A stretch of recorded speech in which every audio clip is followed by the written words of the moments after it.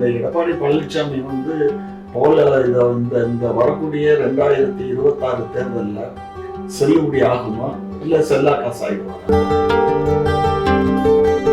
சிறிது காலத்திலேயே ஒரு அராஜக மனப்பான்மையோடு தான் மட்டுமே கட்சி, தன்னால் மட்டும்தான் இந்த கட்சி இருக்கிறது, இவங்கெல்லாம் அந்த ஒருங்கிணைப்பு குழு என்று நான், திரு புகழேந்தி, திரு ஜேசிடி பிரபாகர் இணைந்து இந்த இயக்கத்தை ஒன்றுபடுத்த எடுத்த முயற்சியை தெருவில் போறவங்க என்று கொச்சைப்படுத்தினார். இவ்வளவு வழக்குகளும் நிலுவையில் இருக்கு. அதுல இருந்துதான் எடப்பாடி பழனிசாமி நான் கட்சியை விட்டு நீக்கப்பட்டவன் என்கிற அந்த பொய்யான செய்திக்கு பாரதிய ஜனதா கட்சி தொடர்ந்து எடப்பாடி பழனிசாமிக்கு ஆதரவு கரம் நீட்டாமல் இதெல்லாம் புது விதிகளை கொண்டு வந்து பேசாம இது ஒரே லைன் சேர்த்திருக்கலாம். எடப்பாடி பழனிசாமின்னு பேர் இருக்கணும்னு போடலாம்னு பார்த்தாரு. அது என் பேர் இருக்கிறதுனால போடல. யாரு பேச்சையுமே கேட்கறது இல்ல.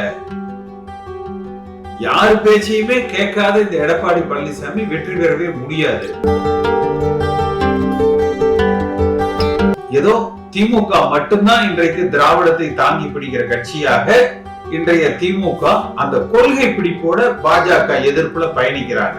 ஆனா எடப்பாடி பழனிசாமி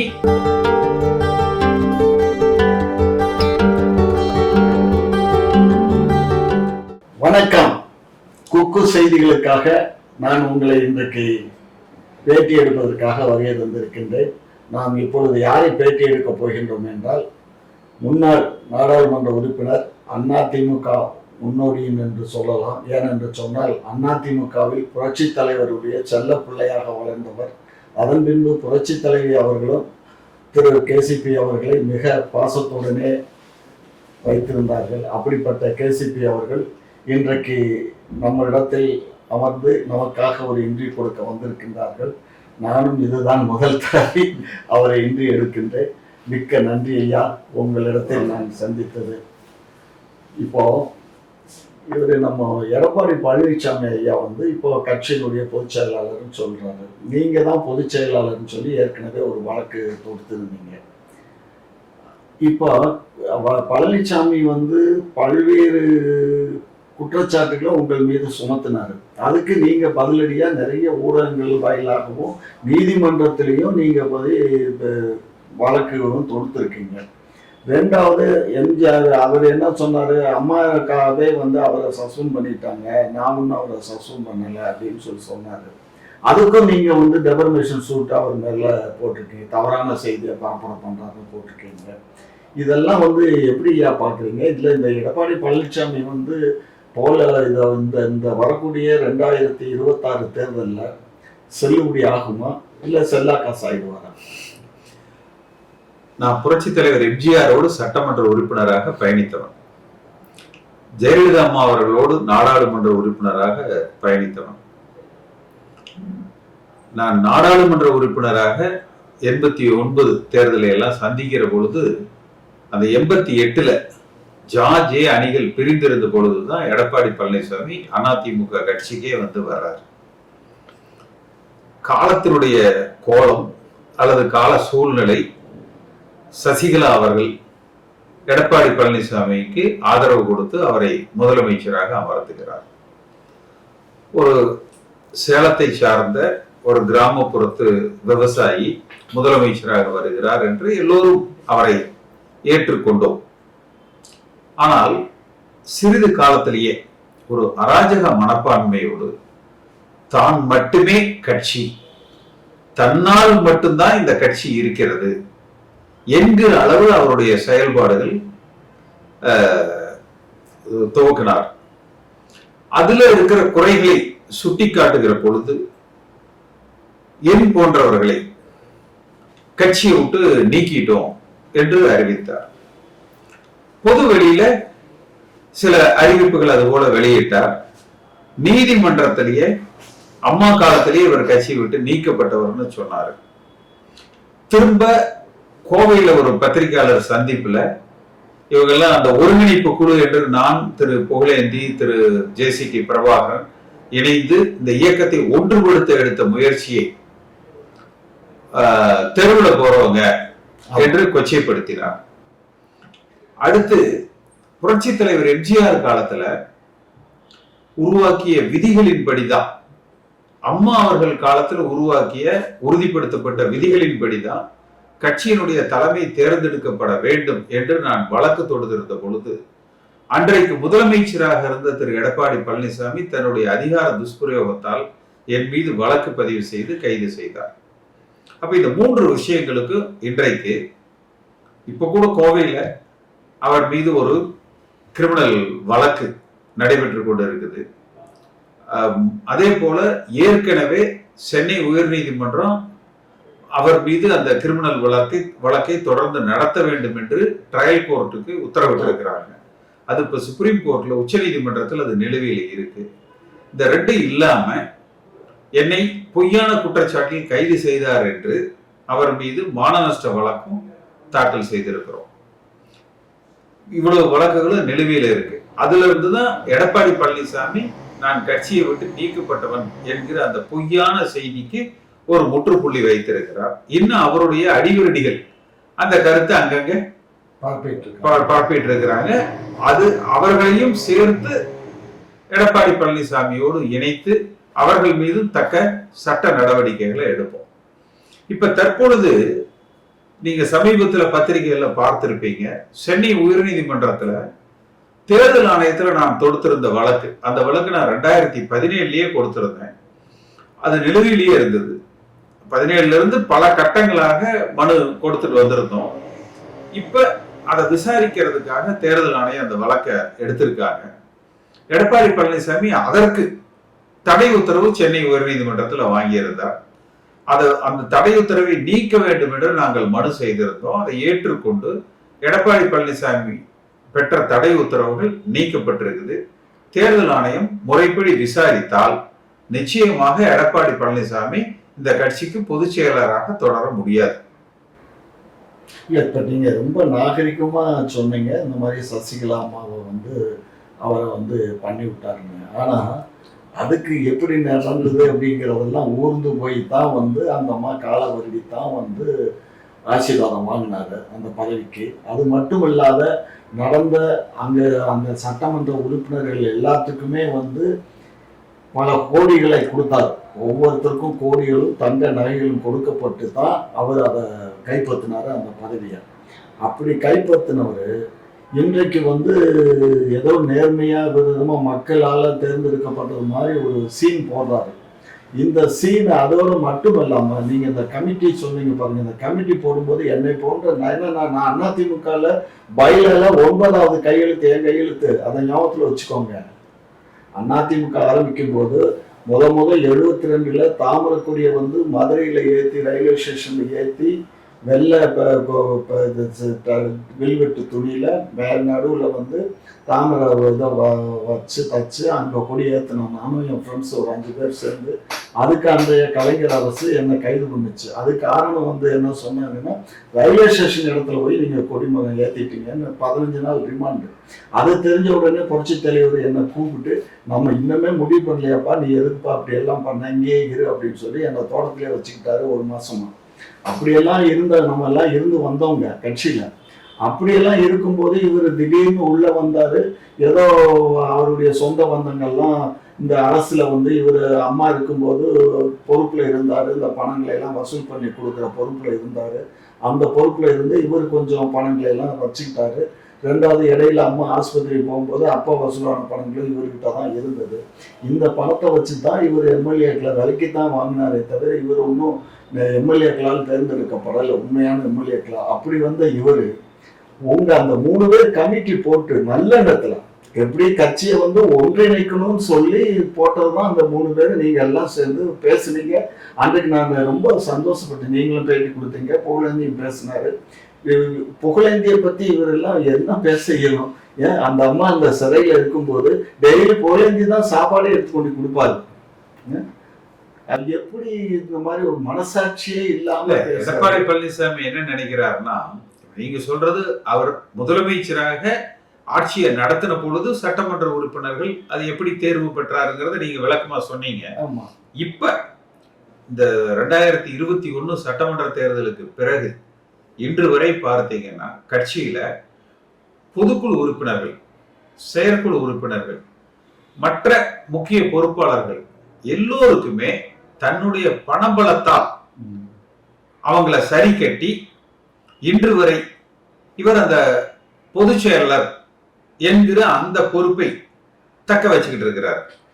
அடுத்து நீதிமன்றத்துல சில ஓய்வு பெற்ற முன்னாள் உச்ச நீதிமன்ற நீதிபதி அவருடைய ஆதரவுல நெளிவு சுழிவுகள்ல அந்த நீதிமன்ற உத்தரவுகள் மூலமாக இடைக்காலமாக மறு உத்தரவு வருகிற வரை இவர் பொதுச் செயலாளராக கையொப்பப்படலாம் ஏ ஃபார்ம் பி ஃபார்ம்ல தேர்தல் ஆணையம் கொடுத்த அந்த கடிதத்தை வைத்துக் கொண்டு, ஆனா எல்லா தொண்டர்களையும் ஏதோ புரட்சி தலைவர் எம்ஜிஆரை போல ஜெயலலிதா அம்மாவை போல அடிமட்ட தொண்டர்களால் தான் ஒரு பொதுச் செயலாளராக தேர்ந்தெடுக்கப்பட்டு விட்டதை போல ஒரு தோற்றத்தை உருவாக்கி இருக்கார்.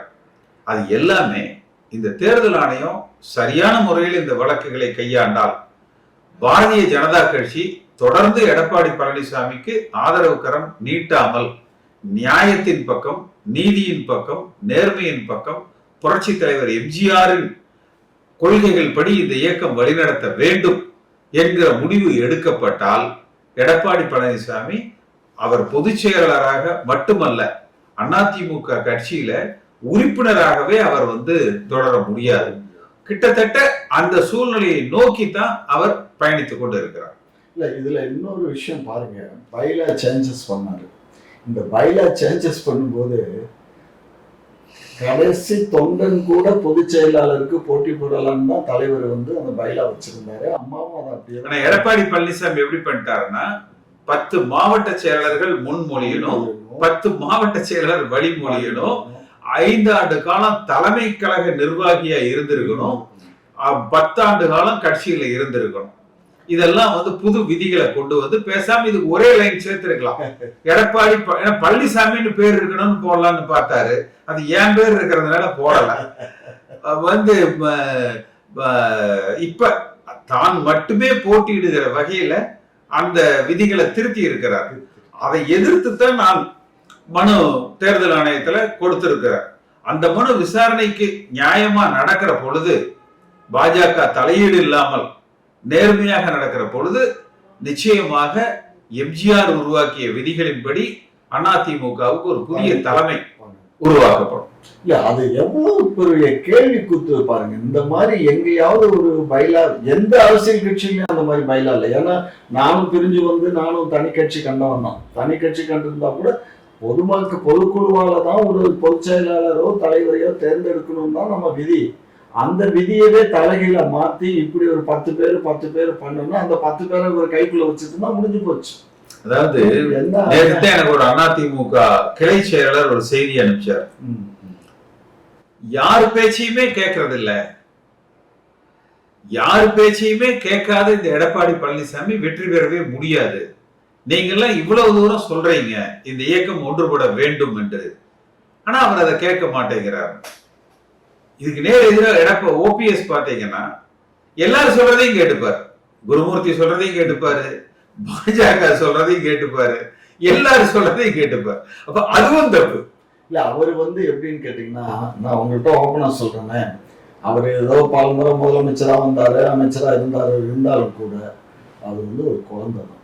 நீங்க ஒரு தடவை கன்னத்திலே தப்புன்னு அடிச்சிட்டீங்கன்னா கூட மறுபடியும் உங்கள்கிட்ட என்ன கேஸுக்கு எப்படி இருக்கீங்கன்னு விசாரிக்கக்கூடிய அந்த மாதிரி ஒரு குணம் படைச்சவர். ஏன்னா அவர் சீஃப் மினிஸ்டர் இருக்காரு, நான் ஒரு ஃபங்க்ஷன் பண்றேன், அதுக்கு இன்விடேஷன் கொடுக்க போயிருக்கேன் வீட்டுக்கு. ஸோ அப்போ இன்விடேஷன் கொடுக்க போகும்போது அவர் சேர் அங்கே இருக்கு, நான் இங்கே விசிட்டர் சேர்ல நான் உட்காந்துருக்கேன். என் பக்கத்தில் நின்றுட்டு சரி என்ன இருந்தாலும் சீஃப் மினிஸ்டர் மரியாதை கொடுக்கணும், நான் எந்திரிக்க விடல, ஏன்னா அமுக்கிட்டு இன்விடேஷனை பூரா படிச்சுட்டு என்ன எங்க ஊருக்கார பயில போடல, அவங்க தானே தயாரால் பண்ணாங்க, கடைசியில் அந்த கிணத்துல ஒரு சொட்டு தண்ணியை கூட வாய்க்கலையே அப்படின்னாரு. வாஸ்தவம் தான், அது அங்க உங்களுக்கு வேண்டாதவன் கட்சிக்காரன் இருக்கான், அவன் பண்ண வேலை. அதனாலதான் நான் அந்த ஊர்க்காரங்கள அந்த இன்விடேஷன்ல போடல அப்படின்னு. சரிங்க, நான் அந்த கடைசி வரை ஒரு அரை மணி நேரம் நின்றுகிட்டே தான் நான் என்ன உட்காந்து வச்சு பேசினாரே தவிர அவரு உட்காரல. அப்ப எங்கேயாவது இந்த மாதிரி ஒரு சீஃப் மினிஸ்டர் நடந்து போறா? யோசிச்சு பாருங்க. உலகத்துல அதிசயம் அது. அதனால அவரை நீங்க ஒரு குழந்தையாவே பாருங்க. அவர் ஒரு முதிர்ச்சி அடைந்த முன்னாள் முதலமைச்சராகவோ அமைச்சராகவோ ஃபைனான்ஸ் மினிஸ்டராகவோ பார்க்காதீங்க. அவர் ஒரு குழந்தை, அவ்வளவுதான். அதே மாதிரி இவர் புகழேந்தி பார்த்தீங்கன்னா மனசுக்குள்ள ஒண்ணு இருக்காது. படப்படம் கொட்டிடுவாரே தவிர மனசுல எதையும் வச்சு பேசுற ஆள் இல்லை. அவர் கூட நீங்க இருக்கிறது எனக்கு சிறப்புன்னு தோணுது. ஏன்னு கேட்டீங்கன்னா, நீங்க அதாவது முழுக போற கப்பலை நீங்க காப்பாற்றுவீங்கிற நம்பிக்கை எனக்கு இருக்கு. ஏன்னா இது நான் அந்த பைலால கையெழுத்து போட்ட கட்சி, அது புரட்சி தலைவர் வச்சு. அப்படிப்பட்ட கட்சி முழுக்க நம்ம விடக்கூடாது. அதை நம்ம காப்பாத்தி தான் ஆகணும். இப்ப எங்களுடைய தலைவரே என்ன சொல்றாருன்னா, நம்ம திராவிட கட்சி, நம்ம அடிச்சுக்கலாம் புடிச்சுக்கலாம், நம்ம அண்ணன் தம்பி. அதனால அதிமுக இருக்கிறதுல நமக்கு தப்பு இல்லை. பாரதிய ஜனதாவோ இல்ல தாவேக்காவோ தான் வரக்கூடாதே தவிர அதிமுக வரட்டும், அவங்க கூட ஆட்சி அமைக்கட்டும், அடுத்த முறை நம்ம ஆட்சி அமைச்சுப்போம், நம்ம விட்டு கொடுக்க கூடாது. அப்படி அந்த ஒரு பாலிசியில இன்னைக்கு ஸ்டாலின் ஐயா பேசுறாங்க. அந்த ஒரு பக்குவம் வந்திருக்கு அவருக்கு. ஏன்னா நம்ம இது திராவிட பாரம்பரியத்துல வந்திருக்கோம். நம்ம திராவிட கட்சியில் தான் இருக்கணுங்கிறது தான். ஆனா இந்த திராவிட கட்சியவே திராவிடம்னா என்னன்னு கேட்டதுக்கு அது அறிஞர்கள்ட்ட தான் கேட்கணும். எனக்கு அதை பத்தி எல்லாம் தெரியாது அப்படின்ட்டு. அப்ப அந்த கட்சிக்கு கொடுமை இதுதான். பொதுச் செயலாளர் எப்படி இருந்தாரு யோசிச்சு பார்த்தா தலையை சுத்துது. இதுக்கப்புறம் இடையில இப்ப என்னன்னா, சசிகலா மேடம் ஆகட்டும் அல்லது டிடிவி ஆகட்டும், இப்ப அவங்களும் கட்சியை இணைச்சிடலாம் அப்படிங்கிற ஒரு எண்ணத்துல இருக்காங்க. இது இப்போ இவர் என்னன்னா அவங்க வரவே கூடாதுங்கிறாருன்னு நேற்றுக்கு பாத்தீங்கன்னா ஒரு எடுப்பு ஒண்ணு வச்சிருக்காரு மதுரையில. அவன் எம்ஜிஆர் அம்மா இருக்கும் போது நான் காலில் செருப்பே போட மாட்டேன், ஒரு கோட்டைக்குள்ள நுழையிறதுன்னு சொன்ன ஒரு பைத்தியக்காரன். அந்த பைத்தியக்காரனை விட்டு பதில் பேச விடுறாரு. ஏன்னா அவர் தானே இப்ப துணை எதிர்கட்சி தலைவராக இருக்காரு. அதனால அவர் பேசுறாரு. அவர் என்ன, அவர் யாரு, எப்படிப்பட்டவர், எந்த மாதிரி எல்லாம் நடந்துக்கிட்டாருங்கிறதெல்லாம் நான் சொன்னேன்னு வச்சுக்கோங்க. உங்கள்கிட்ட கேள்வி கேட்டேன்னா உங்களுக்கு தெரியாது, ஆனா எனக்கு தெரியும். ஏன்னா அவரு என்ன பண்ணிட்டு இருந்தாருன்னு.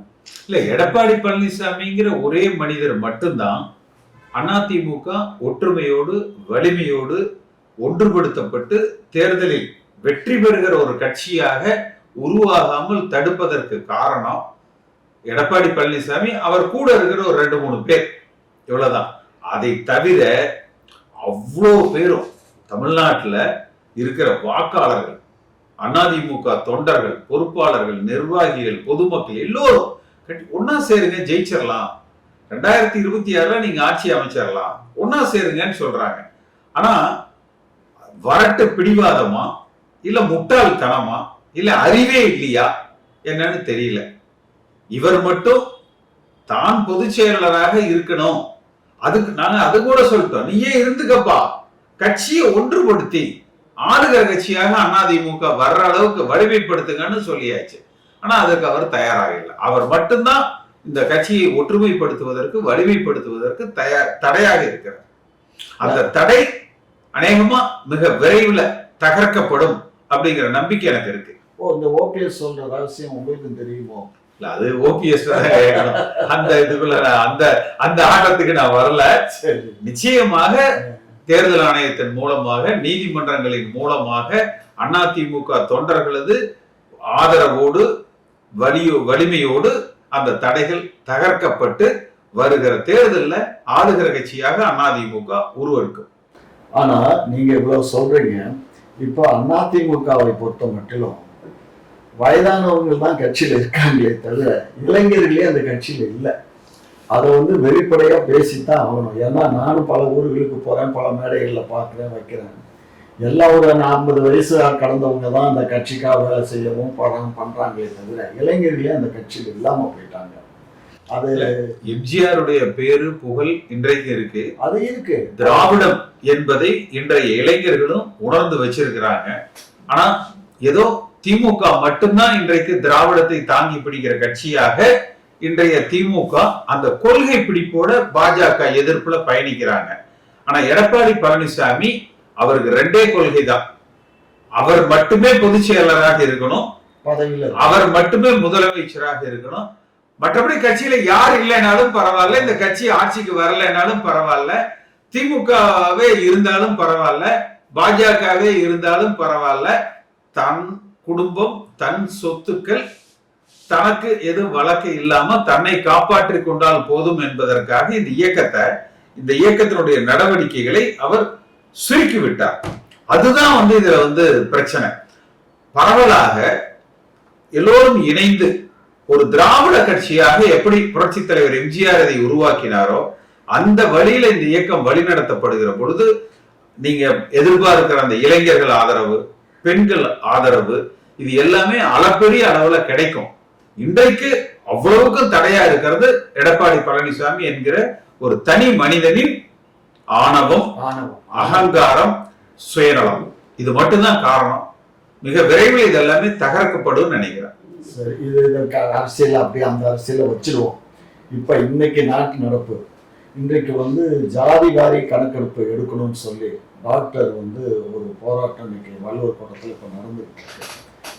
ஏற்கனவே முதலமைச்சர் என்ன சொல்லியிருக்காங்கன்னா, ஜாதி வாரி கணக்கெடுப்பு ஒன்றிய அரசு தான் எடுக்கணும். ஒன்றிய அரசு எடுத்தா தான் அந்தந்த ஜாதியினுடைய கட்டமைப்புக்கு தகுந்த மாதிரி அந்த அமைப்புக்கு தகுந்தா போல அவங்க ஒதுக்கீடு செய்ய இயலும். மாநில அரசுக்கு அந்த அதிகாரம் கிடையாது. மாநில அரசு பண்ணணும்னா அந்த இடஒதுக்கீடு ஏற்கனவே இருக்கிறதுல சப் டிவிஷனாக தான் நம்ம செய்ய இயலுமே தவிர மற்றது பார்க்க முடியாது. ஏற்கனவே இந்த அருந்ததியர்களுக்கு கொடுத்தது, அதுக்கப்புறம் முஸ்லீம்களுக்கு கொடுத்தது, இன்னும் அங்கே பிரச்சனைகள் ஓடிக்கிட்டு இருக்கு. இந்த மாதிரி இருக்கும்போது நம்ம ஒரு ஜாதிவாரி கணக்கெடுப்பு உள்ளொதுக்கீடு நம்ம பண்ணோம்னா அந்த உள்ளொதுக்கீடுல பிரச்சனைகள் வரும். ஏற்கனவே உள்ளொதுக்கீடு பண்ணி தான் 10.5 இது இப்போ சுப்ரீம் கோர்ட்ல போய் வழக்கு நடந்துகிட்டு இருக்கு. அப்படிப்பட்ட ஒரு சூழ்நிலையில நம்ம எடுத்தா சரி இருக்காதுன்னு அவர் விளக்கமா சொல்றாரு. ஒன்றிய அரசை எடுக்கும்படி வலியுறுத்துறாரு. ஏற்கனவே ராகுல் காந்தியும் ஒன்றிய அரசு தான் எடுக்கணும்னு அவரும் சொல்றாரு. இப்போ இதை டாக்டர் இதை வச்சுக்கிட்டு இன்னைக்கு இருக்கக்கூடிய இந்த சில்லறை போண்டியாக சில அரசியல் கட்சிகளை எல்லாம் கூட்டி வச்சுக்கிட்டு இன்னைக்கு ஒரு ஆர்ப்பாட்டம் பண்றாரு. இதை எப்படி நீங்க பாக்குறீங்க? தேர்தலுக்கு இந்த 12 மாசங்கள் தான் இருக்கு. எடப்பாடி பழனிசாமி அவர்களை பொறுத்த வரைக்கும் திரு ராம்தாஸ் அவர்களை திருப்திப்படுத்த வேண்டும், கூட்டணியில அவரை இணைத்துக் கொள்ள வேண்டும் என்பதற்காக தேர்தலுக்கு அறிவிப்பதற்கு சில மணி நேரங்களுக்கு முன்பாக அந்த 10.5% இடஒதுக்கீட்டை கொடுத்தார். அதனாலதான் எடப்பாடி பழனிசாமியுடைய ஆட்சிக்கு மற்ற எல்லா சமுதாயமும் ஒன்று திரண்டு எதிராக வாக்களித்தார்கள். கடந்த நாடாளுமன்ற தேர்தலையும் கூட அந்த பிரச்சனைகள் அவருக்கு மற்ற மாவட்டங்கள்ல எதிரொலிச்சது. அதனால பீகார் போன்ற மாநிலங்கள்ல மாநில அரசாங்கமே அதை எடுத்திருக்காங்க ஜாதிவாரி கணக்கெடுப்பு. எது எப்படி இருந்தாலும் எந்த கட்சியும் எந்த ஆட்சியும் தேர்தலுக்கு ஒரு 10-12 மாதங்கள்ல வச்சுக்கிட்டு இது போன்ற பிரச்சனைகள்ல அவங்க தொடமாட்டாங்க. அப்படி தொட்டா அது ஆட்சிக்கு சில இடங்கள்ல ஆதரவாகவும் சில இடங்கள்ல எதிர்ப்பாகவும் வரும். இப்ப தேவை தமிழ்நாட்டுல சட்டம் ஒழுங்கு மிக மோசமான ஒரு நிலையில இருக்கு. பெண்களுக்கு பாதுகாப்பற்ற நிலையில இருக்குது. விவசாயிகள் பெரிய அளவுல பாதிக்கப்படுறாங்க. இப்ப சாம்சங் போன்ற இதுல அந்த தொழிலாளர்கள் பெரிய அளவுல பாதிக்கப்படுறாங்க. கரப்ஷன் கலெக்ஷன் கமிஷன் அப்படின்னு எந்த லஞ்ச ஊழல் குற்றச்சாட்டுகளை எடப்பாடி பழனிசாமி மீது திரு ஸ்டாலின் சொன்னாரோ அதை விட அன்றைக்கு நடந்ததை விட மிக அதிகமான அளவுல இந்த அரசாங்கத்துல இன்றைக்கு நடந்து கொண்டு இருக்குது. அதனால அதிமுக ஒன்றுபட்டால் ஆளுகிற வாய்ப்பை பெற்றுவிடும். திமுகவோட ஏதேனும் மறைமுக ஒப்பந்தம் வச்சுக்கிட்டு, ஏன்னா ஸ்டாலின் சென்ற முறை தேர்தல் பிரச்சாரத்தை சொன்னதே 90 நாளில் கைது செய்வேன், பல விஷயங்கள்ல கவர்னர்கிட்ட போய் 3 தடவை ஊழல் குற்றச்சாட்டு குறித்தெல்லாம் சொன்னாரு. இன்றைய அமைச்சர்கள் மீது அதை விட பல மடங்கு ஊழல் குற்றச்சாட்டு இருக்கு. இவர்கள் எடப்பாடி பழனிசாமி அன்கோவும் திரு கருணாநிதி அவர்களது குடும்பமும் ஒருங்கிணைந்து ஊழலில் பயணிக்கிறாங்க. அதனால திராவிட கட்சிகள் என்றாலே ஊழல் என்கிற வகையில முத்திரை குத்தி அண்ணாமலை ஒரு பக்கம் அரசியல் செய்யறாரு, விஜய் ஒரு பக்கம் அரசியல் செய்யறாரு. ஆனா இதையெல்லாம் தகர்த்து திராவிட பூமியாக தமிழ்நாடு விளங்கும். திமுகவும் அதிமுகவும் எதிரெதிர் துருவங்களாக நிச்சயமா இந்த இந்த 2 பேரை தவிர மாற்று சக்திகள் தமிழகத்துல இடம் கொடுக்காமல் வளரணும், திராவிட பூமியா இருக்கணும். அதற்கு திமுக சித்தாந்த அரசியலை கையில் எடுத்திருக்காங்க. அதனால அவர்கள் மீது இருக்கிற அந்த குறைகள் மறைப்பதற்கு அவர்கள் முயற்சி செய்யறாங்க. அதிமுக மக்கள் நல திட்டங்களை, மக்கள் பாதிப்படைகிற விஷயங்களை தெளிவாக மக்களிடத்தில் எடுத்து சென்று இந்த இயக்கத்தை ஒன்றுபடுத்தி வர்ற தேர்தலில் வெற்றி பெறும் என்கிற நம்பிக்கை இருக்கு. பார்ப்போம், இன்னும் ஒரு 12 மாதம் இருக்கு என்ன நடக்குதுன்னு சொல்லிட்டு. இதுவரை குக்கு செய்திகளுக்கு தாங்கள் கொடுத்த இந்த ஆதரவு, இந்த பேட்டிக்கு நாங்கள் உள்ளோட உங்களுக்கு நன்றியை சொல்லிக்கொள்ள கடமைப்பட்டிருக்கிறோம். நன்றி.